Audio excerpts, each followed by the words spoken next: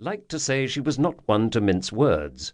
She might add that she was always one to call a spade, and that what more people needed was simply to pull their socks up and get on with it.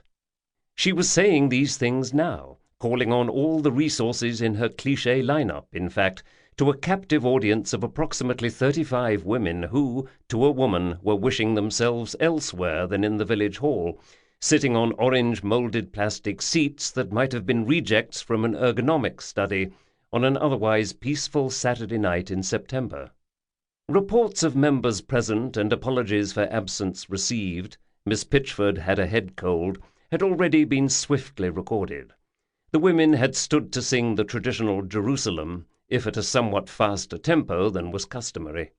Still, they had reached this night a deep, throaty trill on Bring Me My Chariot of Fire, for so many a favourite line, unifying the straying or hesitant warblers into a mighty whole, before the effort collapsed again at I Will Not Cease from Mental Fight. Finally, reports from the Flower Show and Guy Fawkes committees had been rushed through in unseemly haste, lest they detract from the main event, Wanda Batten Smythe's address to the troops.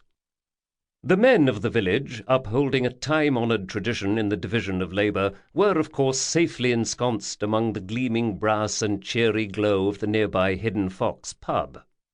I am, as you know, not one to mince words, and you can always count on me to call a spade, Wanda reminded them, her voice filling the room like a sonic gun. The preparations for the annual Harvest Fayre are in an absolute shambles. We have all got to start pulling our socks up. Calling on her knowledge of public speaking, newly refreshed by a rereading of the 1983 classic Grabbing Your Audience by the Throat, Tips and Tricks for the Successful Orator, Wanda paused, her unblinking gaze panning the crowd, gathering eyeballs like so many marbles into her rhetorical basket. A shambles, she repeated, a doomsday prophetess. It's an absolute disgrace. Lily Iverson, rightly assuming part of this condemnation to be aimed starkly at her small head, began a stuttering apology, but in such a small voice as to be easily drowned out by Wanda's stentorian tones. It was a bullying technique nicely honed during Wanda's time in the trenches of the parish council meetings, where skirmishes over the proposed redesign of the coat of arms had become the stuff of legend. The name Wanda Batten Smythe indeed was often invoked by young parents in warnings aimed at keeping their offspring in line, for she had become for many an embodiment of fear, a veritable bogey woman. Wanda now stood before the group, marshalling her resources for further onslaught, her broad, still handsome face framed by a starchy collar over a dark summer wool dress that Cotton Mather would have approved. Her hair was a helmet of hardened curls, like rows of teeny brown snakes highlighted and poised to strike, living testament to the efficacy of final net, and her bosom was tightly bound in some unmoving modern wonder fabric that rendered her body rigid and unbowing, much like her mind.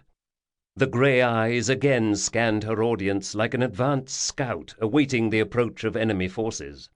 Altogether she looked, as always, more like a woman gearing up for battle than the leader of a group of well-intentioned, if somewhat loopy, volunteers. Much of her life with her husband, the Major, as well as her own service in the Women's Royal Army Corps, had rubbed off.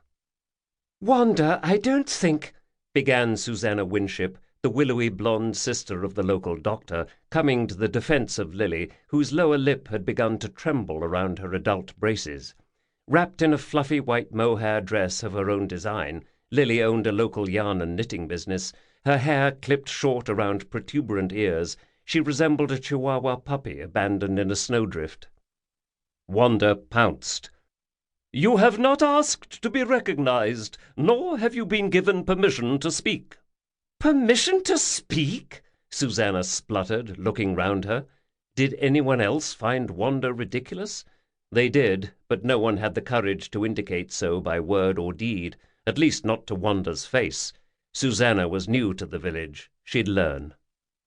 Elka Garth, a grandmotherly woman in her 50s who owned the village bakery/tea room, did exhale a soft little sigh, adjusting her thick glasses and wishing the Reverend Max Tudor would hurry up.